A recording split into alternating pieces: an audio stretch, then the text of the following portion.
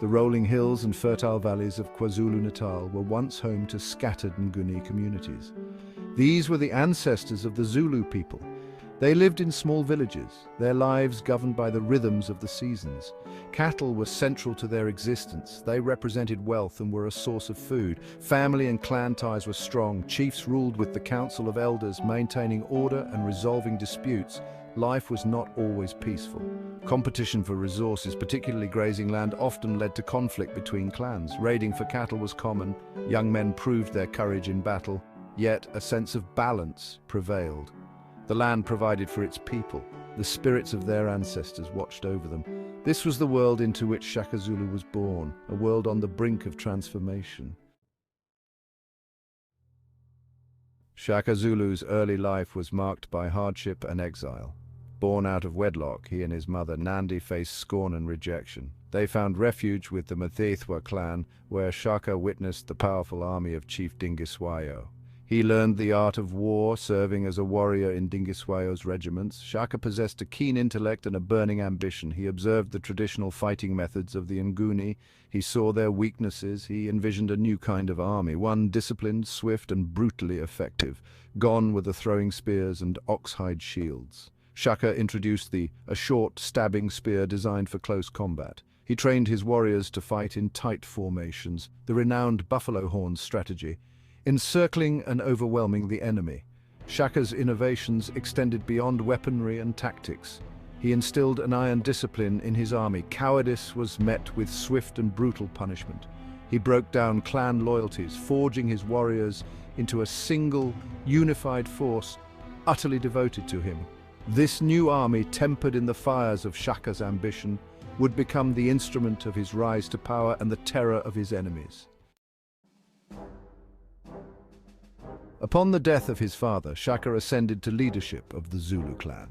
He quickly consolidated his power, his eyes set on a much grander prize.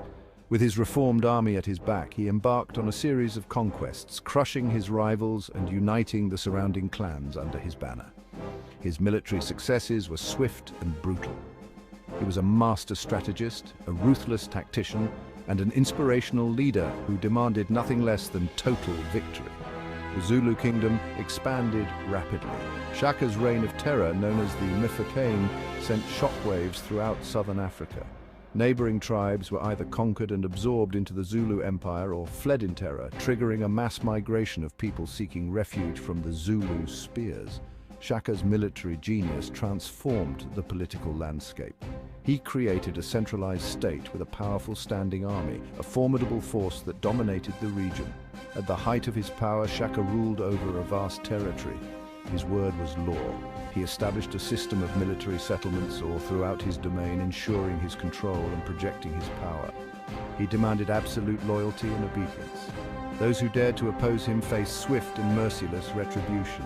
Shaka had become the most powerful ruler in southern Africa, but his reign would be as brief as it was brilliant.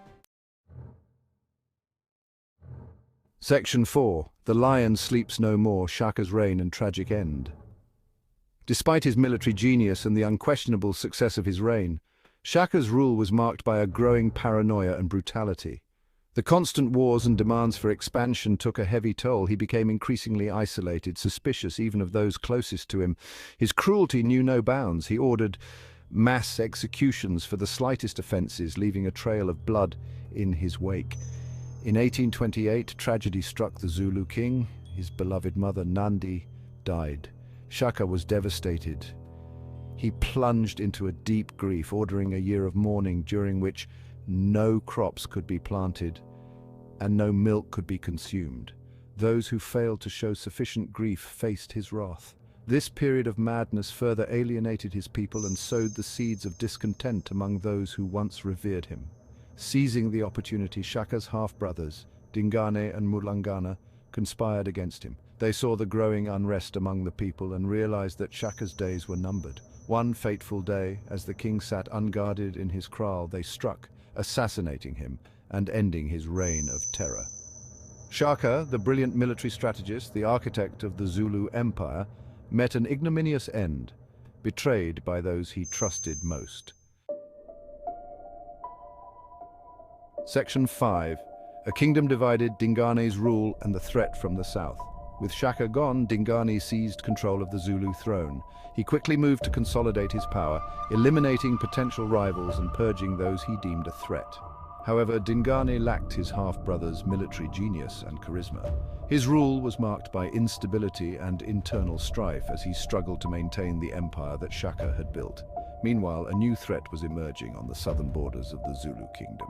The Voortrekkers, Dutch-speaking settlers from the Cape Colony, were migrating northwards, seeking land and freedom from British rule.